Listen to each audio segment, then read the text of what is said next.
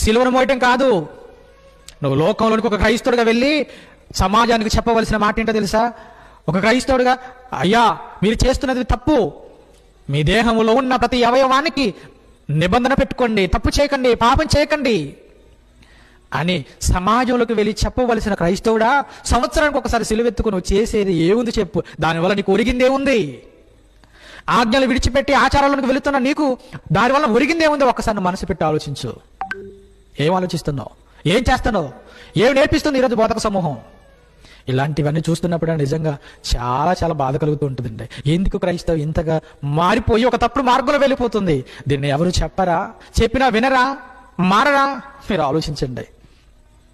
దేహంతో సిలువను మోయడం కాదు నాయన, నీ దేహంలో ఉన్న అవయవాలకు సిలువై. రెండు, ఒక క్రైస్తవుడుగా నీ శరీరంలో ఉన్న ప్రతి అవయవానికి నిబంధన పెట్టుకొని లోకంలో జరుగుతున్న నేరాలను అరికట్టడానికి, ఘోరాలను అరికట్టడానికి సమాజంలోకి వెళ్ళిపోయి సమాజం పాపం చేయకుండా వారి శరీరంలో అవయవాలకు నిబంధన పెట్టుకునేటట్టు